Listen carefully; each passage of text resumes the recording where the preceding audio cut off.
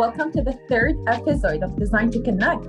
Today, we're very excited to be having a conversation with another interesting couple working together, Changfang Luo and Rob Reed, the two co-founders of Architecture and Development. Today, we will be discussing the importance of collaboration and how we can use the power of connection in solving real issues. Hello. Hi. I should say that knowing Changfang and Rob personally, but online, let's say, I must say that they are a really amazing couple with a vision that is really, really inspiring, believing that the future of architecture is together and based on collaboration. So happy that we have both of you here today with us, and we have a lot of questions to ask you today. But before that, we would like to give a brief introduction of who you both are to our listeners.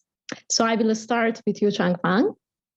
Changfang, you grew up in Taiwan, and a place that we believe has nourished your fascination for self-built and self-appropriated structures.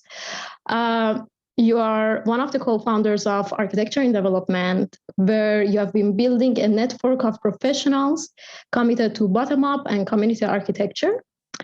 Your main goal is to enable communities and experts to learn from each other, exchange values, and build thriving communities together. How powerful. And Rob, you are fascinated. We'll keep the comments for maybe after. Rob, you're fascinated with architecture that's based on human experiences and its related values rather than architecture that's more concerned with the stamp of its designer. And I guess we are all going through this, and you went yourself through that questioning phase to what actually drives people to become designers and architects when we are really seeing unjustifiable results in return. And I guess your journey led you to find Architecture and Development, where you started this journey because you saw it as a way where you can contribute to the practice in a new approach. And you believe that the architect is no longer the sole designer, but a participant in an interdisciplinary teams that seeks to strengthen the relationship between the built environment and the community. And that's why we cannot wait till we unfold this conversation with the both of you and learn from your experiences. And before we do that, we would love to know, where are we connecting with you from? And how are you doing, of course? And how are you? Yeah. How's the weather? How's the day going?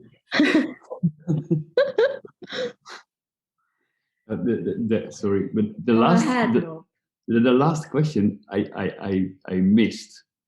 Oh no, it's I was asking where are we connecting with you from? Where are you based? We are based in Amsterdam. Wow. Okay. Central Amsterdam. Yeah. Okay. We always like to know where we're connecting with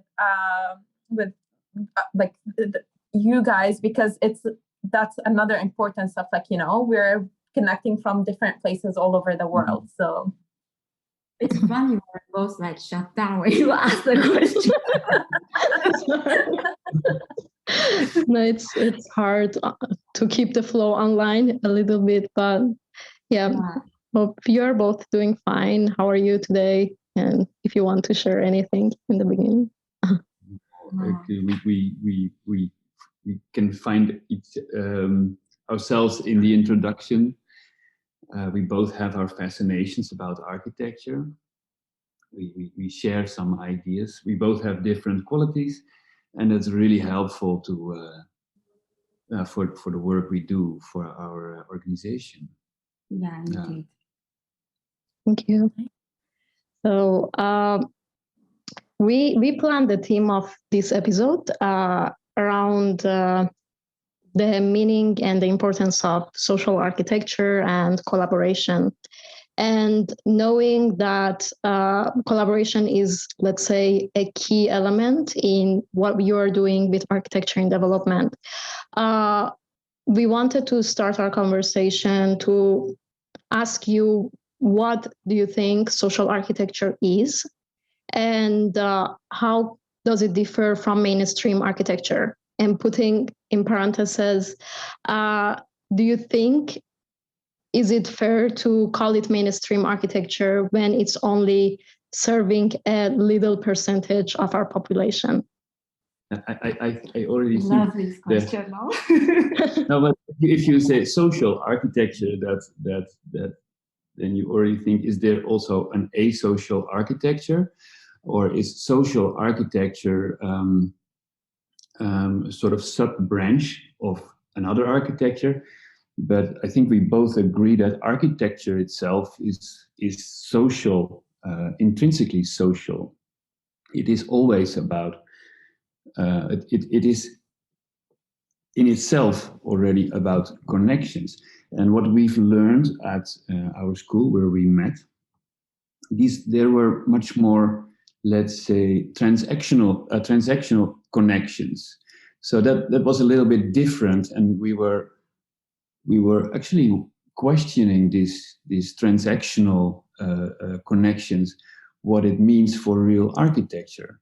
So there is also the basis for what we do, questioning the connections. So I would say in the early years, it was for us really hard to communicate because people use all kinds of terms. Humanitarian architecture, community-based architecture, social architecture, social sustainable architecture, social impact architecture. There are so many terms that overwhelm the readers. And the more we look into these terms, the more they don't make any sense. And that's why when you are saying mainstream architecture, can it be called mainstream when it serves so like little amount of population on this earth? I kind of totally agree. Sometimes it's only about the dominant narrative. So the architecture on the old architectural media creates a kind of narrative. They all look quite similar, and they are not location-based, and all these aesthetics create a kind of story, the main dominant narrative that we call the other kind of, or the other styles of architecture as vernacular, as community-based, or whatever. We really want to break open this like fixed idea on architecture.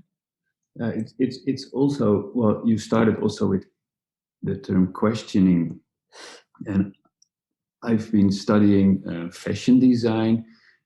We both did art academy. We met at architecture school, and there was always this, why am I doing this? And for whom am I doing this? And if you really continue questioning, and then you come to a question, why are human beings doing this? Because we're probably the only species that creates collectively spaces to create a sort of togetherness, to understand each other, to get grip on life.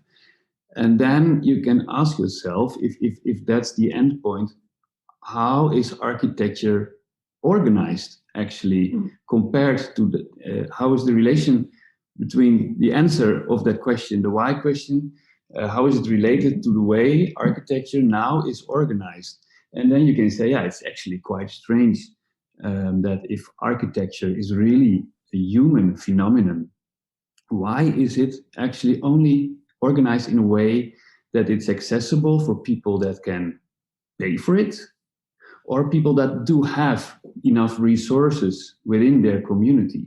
But there's a huge gap of people that really need architecture to thrive, that do not have access to the right resources.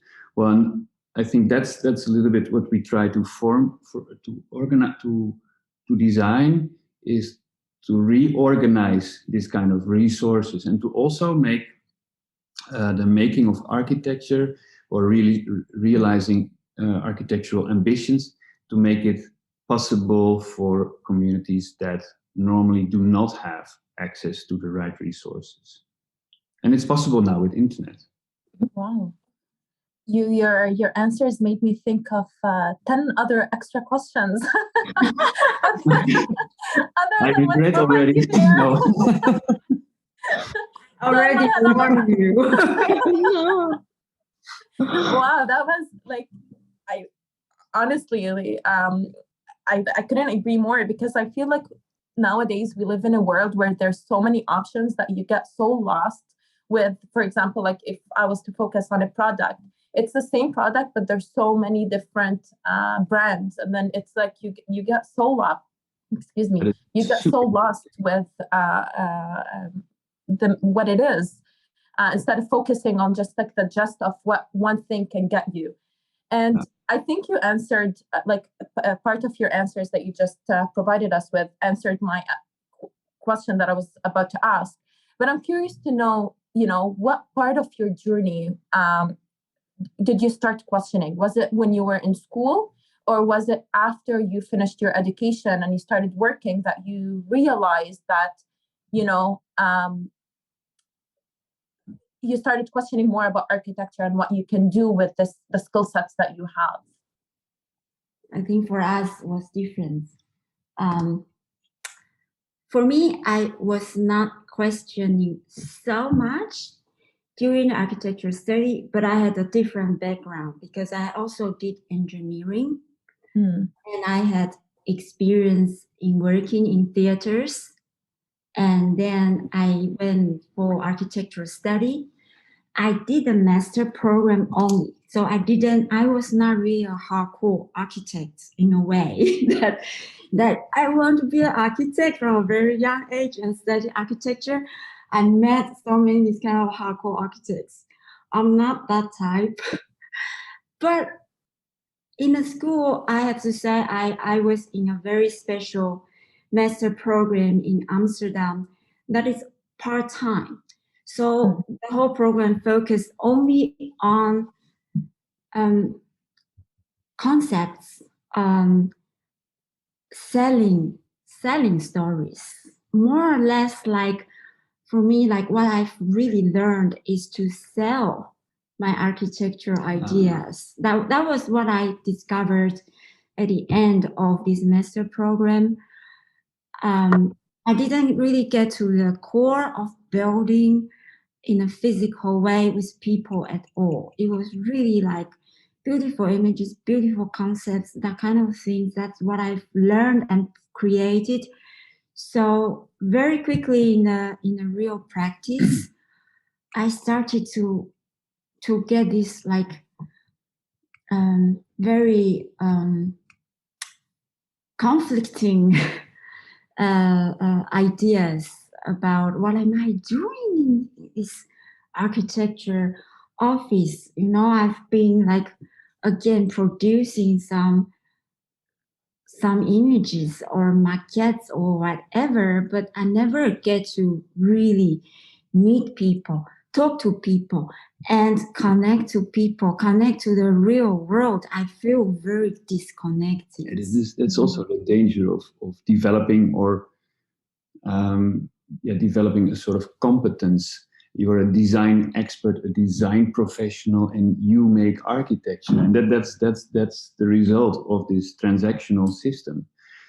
And I think it's almost the opposite of what architecture, the making of architecture, let's say 10,000 years ago, derived from.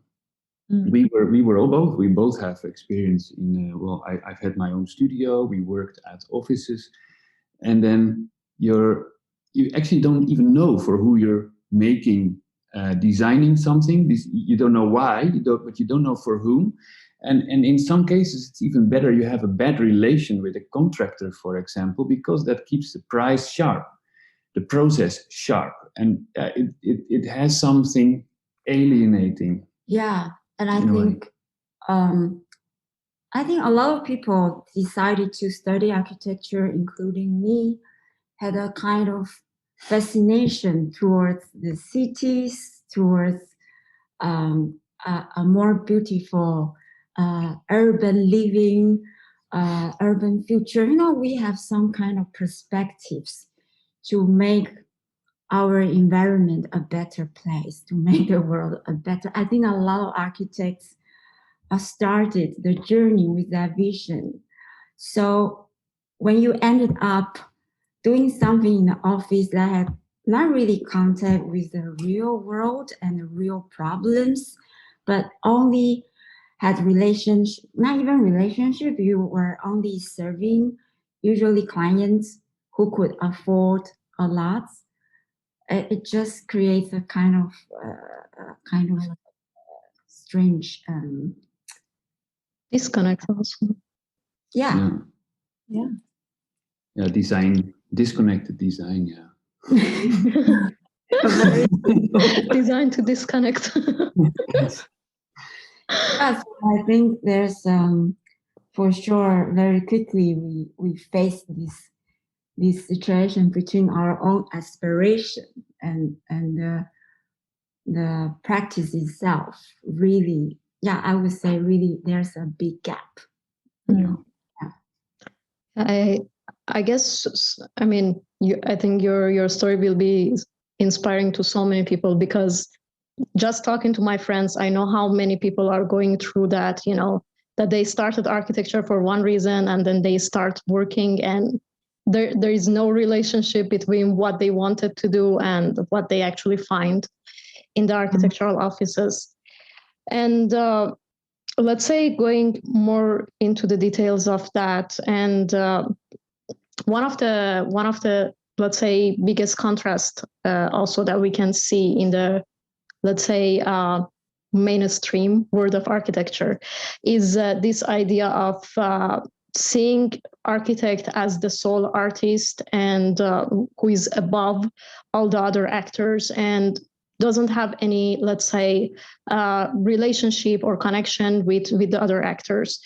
But in architecture in development, you want to, let's say, change this concept.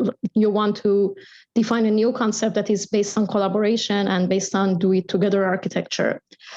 And we know that living in a, let's say, very ego-driven society, this is not a very easy task.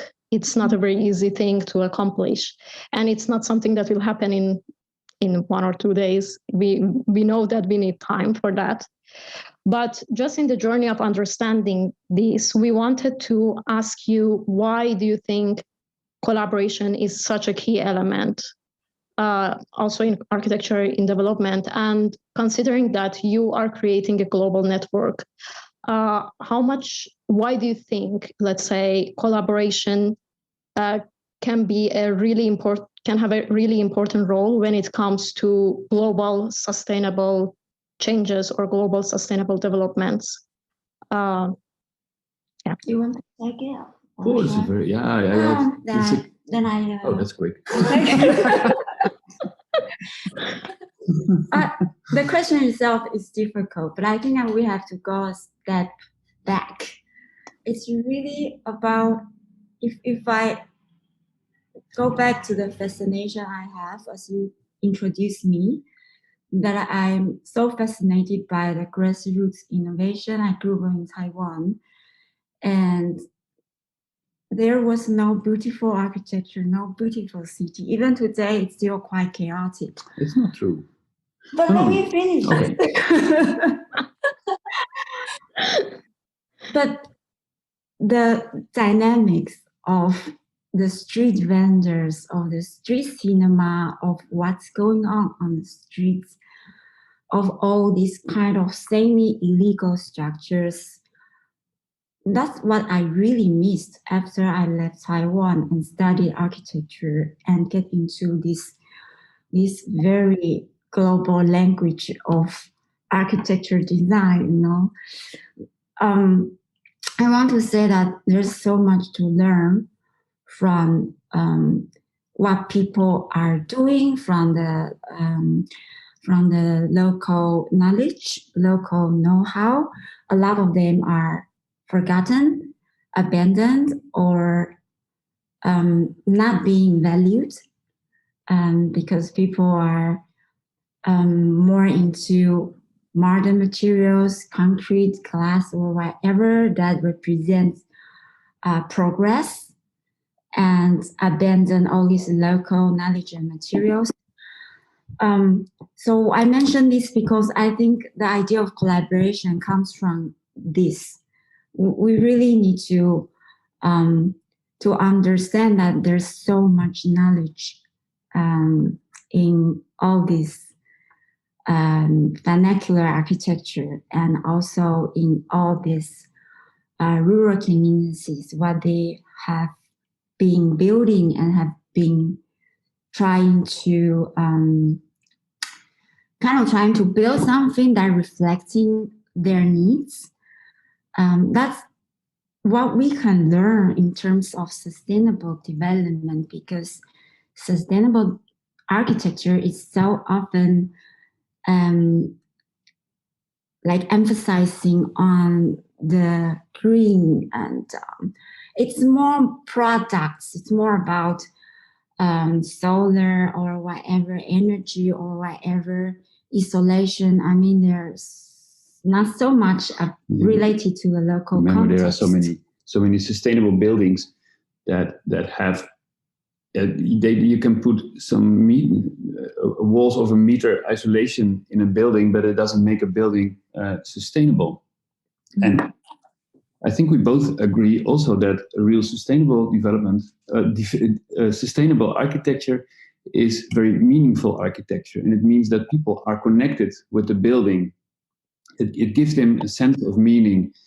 And then a building becomes sustainable because people love the building. They want to maintain the building. They want to keep the building. It reflects their social, cultural. It connects to their heritage. It connects to their, yeah, but it also, yeah, that's meaning also.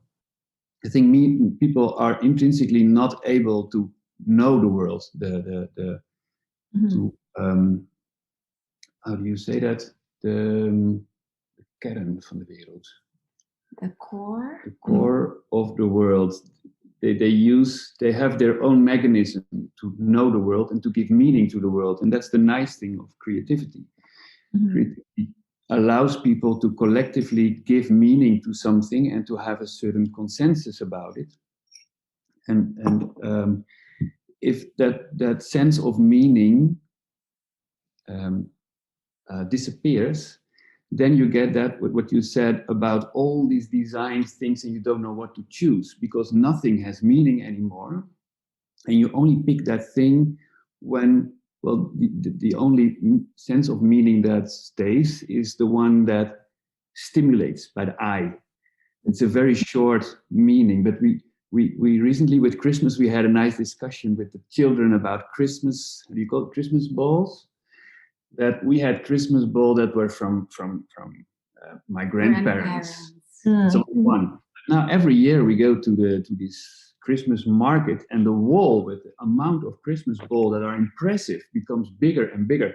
It's almost, I think, 10 meters high and 20 meters wide, and they only all kinds of balls. And you cannot choose anymore, but they have no meaning.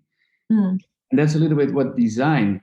If something loses its meaning in a bigger narrative, then something strange is happening, and that's also where, well, that's what you see in architecture also, when mainly commercial architecture, in our sense, it also lost a certain sense of meaning. There is no consensus anymore what it means for you. If they take it away, well, it's okay. If they put it on the other side of the world, it's also fine. But if there is an old building or a building that has been collaboratively built and represents a certain cultural or social capital, then it has value, and then it's also sustainable. 100%, yeah. And just like you said, it's because what stimulates the eye these days is very subjective. And just before, like when Changfang was saying that she doesn't think Taiwan is beautiful, but you thought it is. That explains that, what we see is subjective, but we just focus on that and we forget the meaning that comes behind it and what really it's bringing to us. And I feel that everything these days is being moduled under a business module. And that's why, like, even with we use terminologies like sustainability, but we don't understand what that word really means. And I think this is the disconnect that we're having in today's world.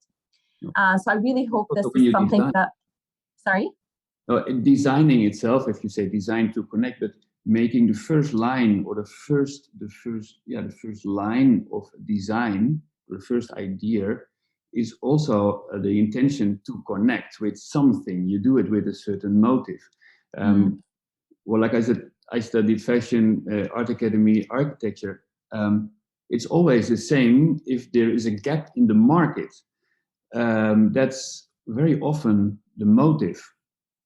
But yeah, there are so many much more interesting motives to create something than just for filling a gap in the market.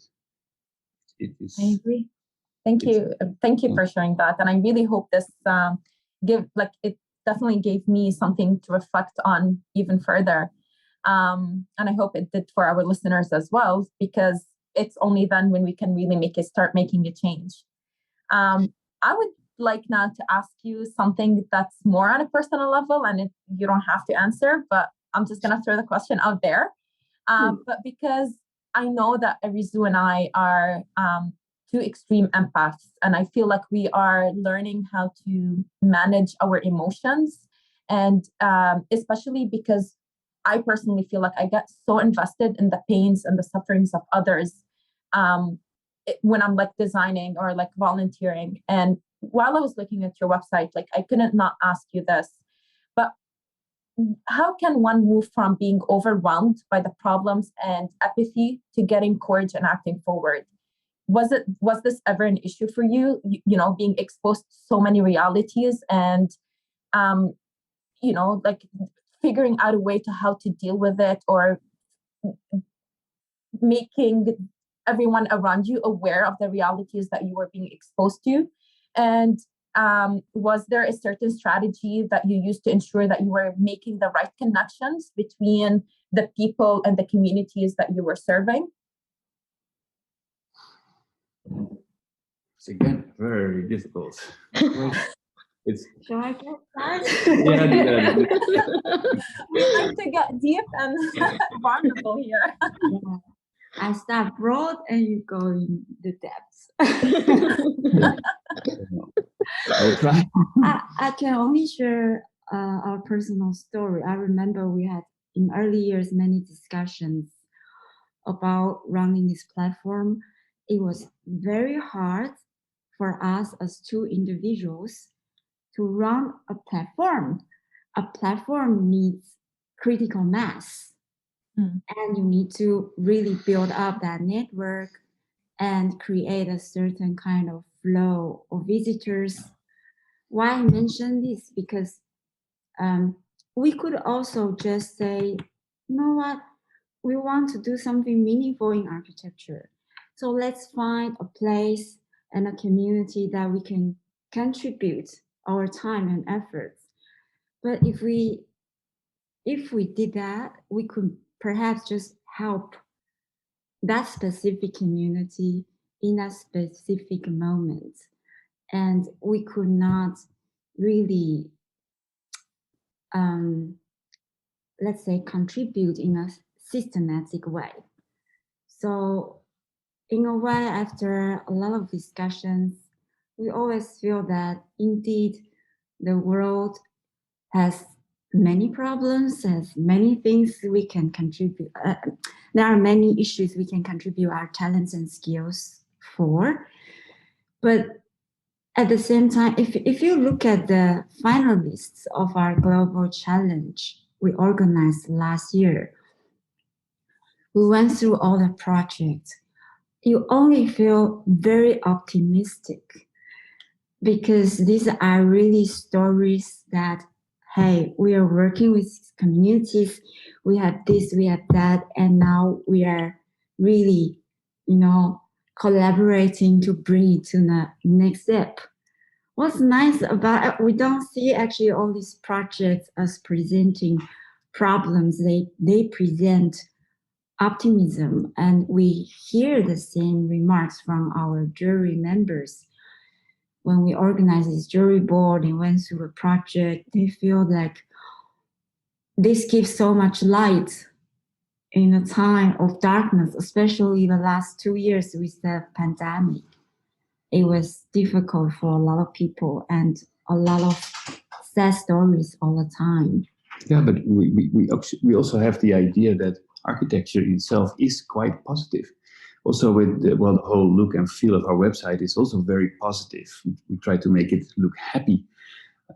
Architecture is something that derives at a certain moment within a community, the need to express something that's collectively felt and give it a shape. Then if I go back to the empathy you mentioned, there is a layer where oftenly it's not the moment probably yet for architecture. I'm thinking of an example of our first Buildify pilot. We had lots of submissions, and there was a great part of the submissions that was really about very poor communities, etc., that needed primarily shelter. And the other half of the submissions, these were already communities that were at a certain stage that they could shape their future, but they didn't have the means for it yet. That were big groups, and we actually focus more on these groups. So there is a difference between shelter and there is a difference between shaping collectively these shelters. And this is a development of these communities or these groups. Mm-hmm. I don't know if that connects a little bit to your question. It gave me optimism, an optimistic vision to start shifting my mind rather than just focusing on like something negative, but rather focus on what architecture can create something positive. But it should be a sort of party. You celebrate something with your community. You make collective choices, and to make collective choices to shape something, that needs a very strong collective energy. Yeah. And at the end of the day, sorry, Changfang, you wanted to say something. Yeah, actually, it was a really good ending, but I was thinking that there's always a hope. I mean, even in the most desperate situation. And it's really about how media shapes these stories. Like daily news, very often they frame this as catastrophe. But in that situation, there are also a lot of hopes that media just doesn't portray that. You can tell a story in many different ways. And I think we just want to bring out the collective effort in these communities. They're not per se the most vulnerable or the most, how do you call it, underserved. Actually, some of them, maybe they're very poor, but they have their resources, human resources, they have their social resources, and they're resilient. Then they have really a good chance to really move to a better future.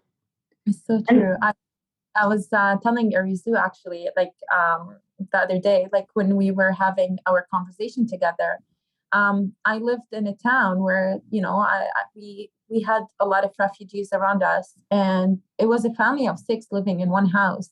And if you were from an outsider portraying or seeing that, all you're gonna think of is the negative connotation. And obviously this is what the media always talked about, is that, how the poor conditions that they're living in, or they shape this very sad and very negative image.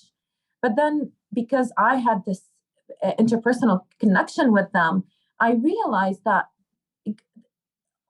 honestly, I was amazed with the talent that they have, the resources that they were coming together to create, living standards for themselves. They were and nobody looks at that. Nobody thinks that how resilient these people are and what they're doing to the land and how much they know about our land. And look at the urban life. You know, so many people are so lonely. They have no connection living in the city. You can have a house and enough money to buy all the clothes, but you're so lonely and empty and sad. And these people are not per se more pitiful than us. No, maybe they cannot afford an architect, but it still means they can make architecture. And that's the interesting shift. Sometimes I think people are pitiful because they cannot pay. They just have material-wise, but I think that spirit-wise, I think they're really not poor at all. They're full of spirit, and we, the more we have, the more wealthy we are. We have less hope. Yeah, I couldn't agree more, really, because I think it also relates to our idea first one towards like suffering, that we think always suffering and pain is something bad in life in general, both on a personal level or on a collective level. Like when someone is going through something bad, we are like, poor you, oh my God, I'm feeling so sorry for you, instead of seeing that suffering and pain as a tool to grow, as an opportunity to become better, you know. And we have translated this, let's say, personal part of how we see suffering also in a collective level. And yeah, that shifting can really, really change everything. And also, I think another weird thing is how we see everything in the materiality. So if a community is material-wise in a, let's say, okay situation, we think that everything should work out great. And if it's otherwise, like, poor them, like they need my help, you know. But we don't see, you know, the, I don't know, like good things that can come from both, and how we can put, let's say, both of these perspectives, both of these point of views, both of these opportunities together and build something greater out of it. So it reminds me a documentary we saw long ago called Good Fortune. Good Fortune was it's about a slum with great social structures. So it looked horrible, but there were all kinds of, there were shops on the street, and then within some hidden places there was a hair cutter, etc., etc. But then there came this organization that thought, oh, this is poor, this is horrible, we're going to make something beautiful here. And they, well, at the moment they tore down the electricity there. Everything, it was a disaster for these people, because all their structures within this so-called slum, they were destroyed. These people had actually quite a good life, because they had friends, there was a quite okay economy. They didn't have the houses that we would like to see there, but in the end it was all destroyed, and there were some luxurious houses coming back, and these people were gone. And they lost all their connections. They were together, and because of the new development, it could only appeal to the middle class. And these people, they were all like evacuated to different places. So it really it's like you read our minds to what Arisi was about to ask you now. So related to what you're saying. Yeah, exactly. So yeah, as you were saying, and as based on what we were talking like some seconds ago, we think that, yeah, we really like to put things into boxes, of very defined boxes of what is good or bad, or like what is needed for the society or not. And also in one of your articles that we were going through with Hadil, you talk about exploring new forms of collaborations. And you mentioned that when people collaborate, like regardless of their background and their overlapping conflicts, that it's then that they can come up with like best and most sustainable solutions. But we have come to believe that a right solution is the solution that comes, I don't know, either from the modern society or only from the, let's say, local people living in a developing country. So we wanted to ask you, why do you think that it's important that this, like, we can collaborate in a way that both of these actors, both the exterior actors and the local people, can come together, and how can we see both of these, let's say, what they can bring to table as valuable, not to get lost in translation of, okay, my way is correct, you don't know anything, I don't know. Something like that. I would actually like to add something to that, if I may, like to make the question even more longer. Because this is a question that I'm still trying to figure out what my stance is on. And based on your experiences, do you feel that someone has to be part of that community or the culture for them to be coming up with the actual solutions to respond to a certain conflict? Or do you think someone from, they don't really have to be part of, like, they don't have to have suffered, or they don't have to have experienced a certain lifestyle for them to understand that this solution could be sustainable or not? Yeah, I think that we did organize the platform in a way. We have our, this is my telephone. Well, we all projects, all submissions need to tell about let's say in another way, we have a core team. The core team is the community, and the community has a representative. The representative is part of the core team and part of the trust within the core team.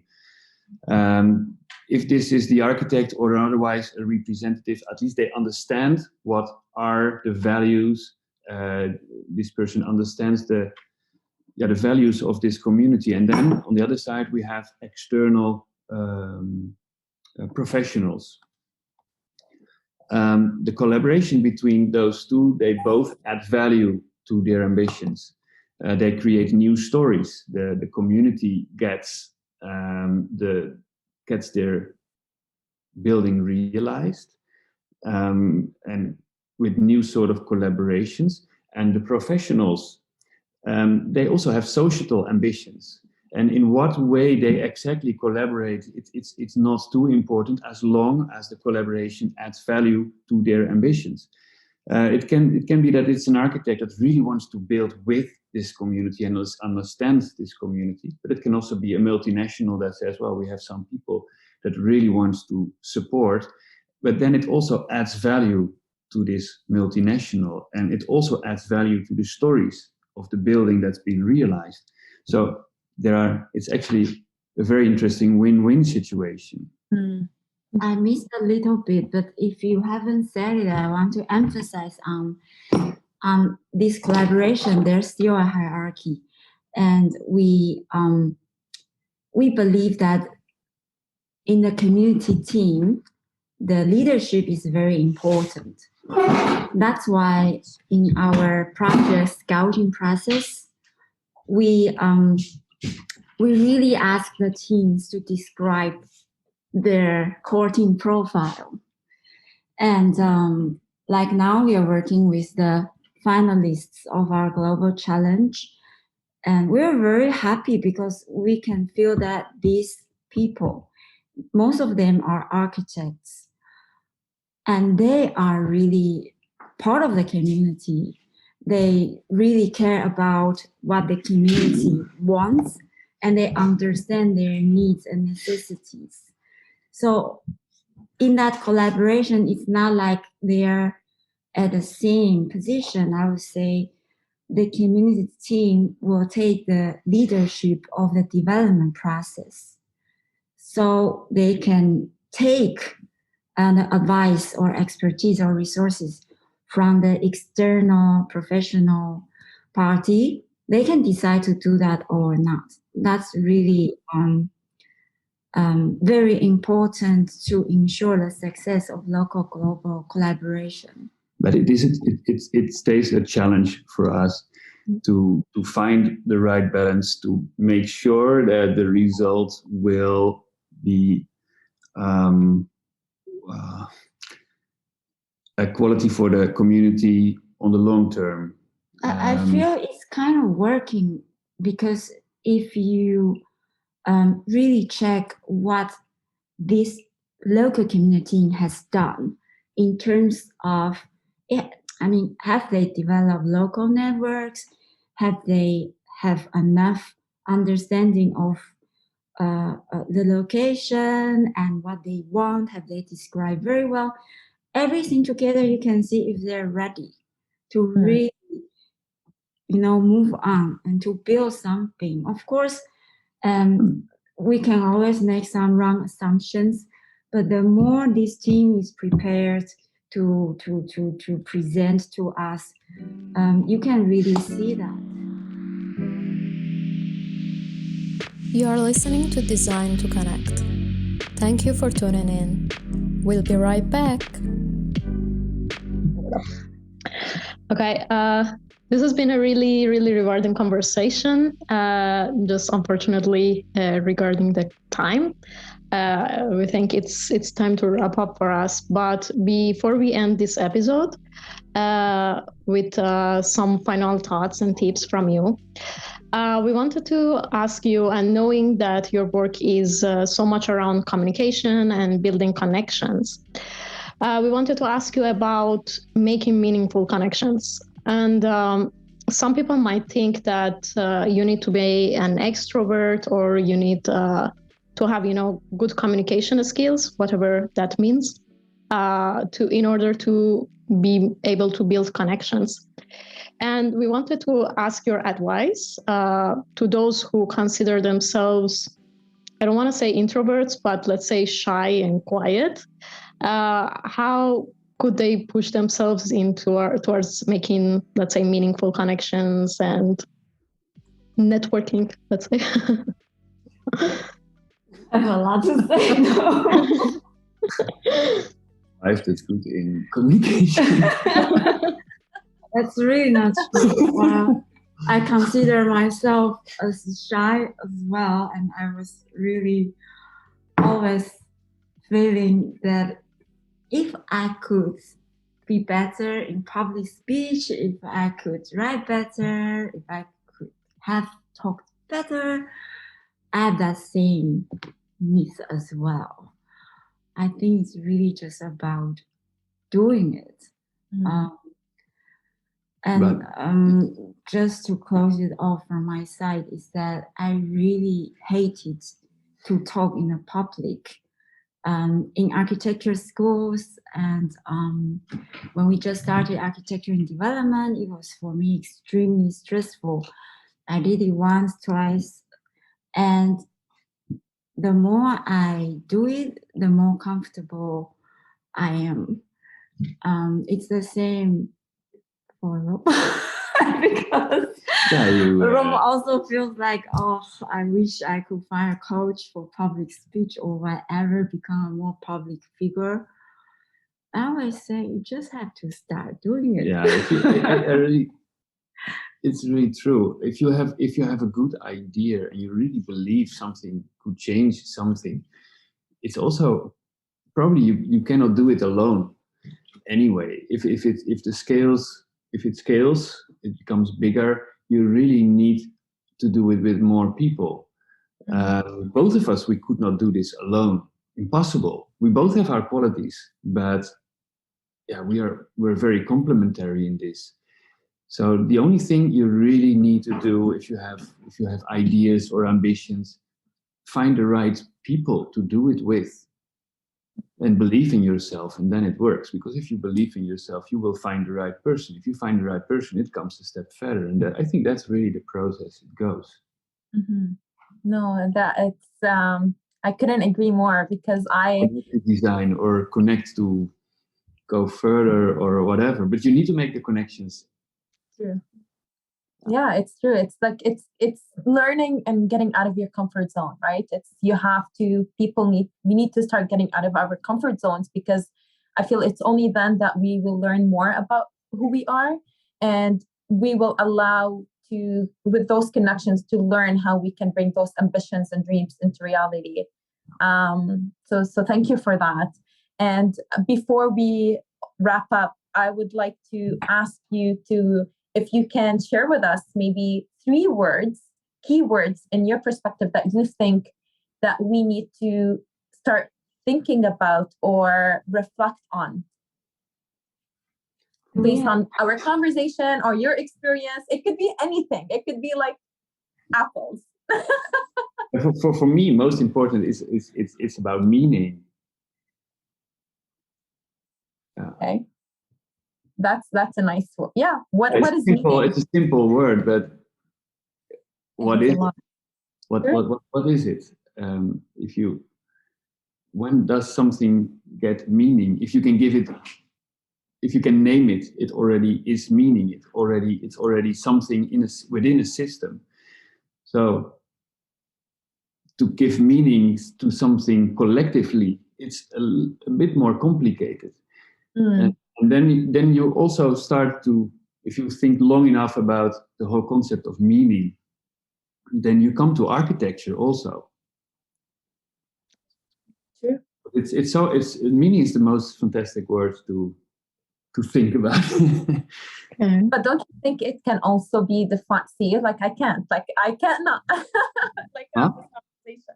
But like, don't you think also meaning is subjective and it could be different from what is meaningful to me is different than what's meaningful to you? Yeah, and that's also if something's beautiful for you, it's certainly not beautiful for me, probably, and that's also a difference in meaning. No, it is just meaning is giving something a place, and that can be in a how do you say it, language system, in all kinds of system, but it means something. It's no longer nothing, and that's the whole world around you has all kinds of layers of meaning as an individual, but it's very nice to have a certain consensus about certain things, certain meanings, and that's really fascinating. Nice. Yeah, can keep me busy anyway. Maybe we should just conclude with one word.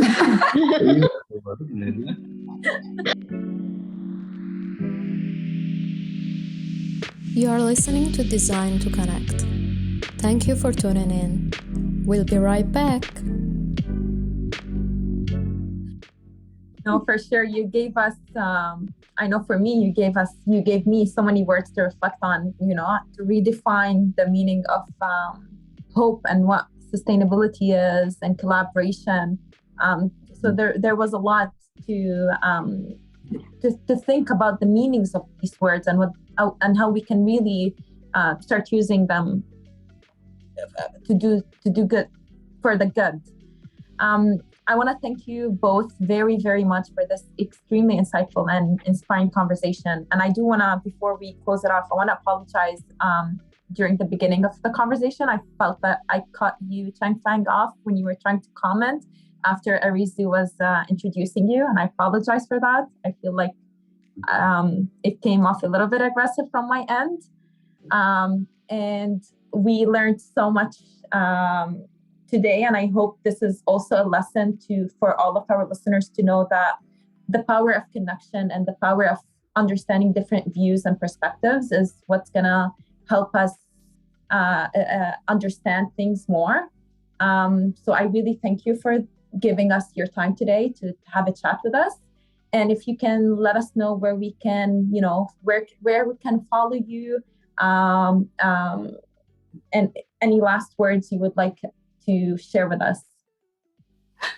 Well, architecture in development, right?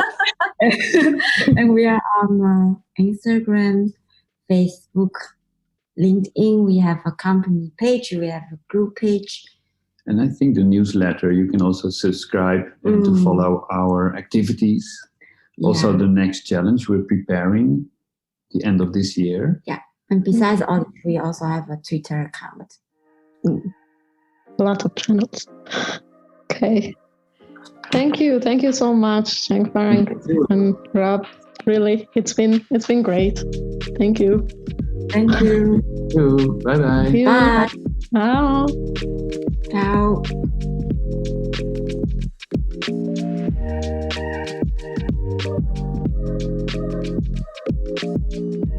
you.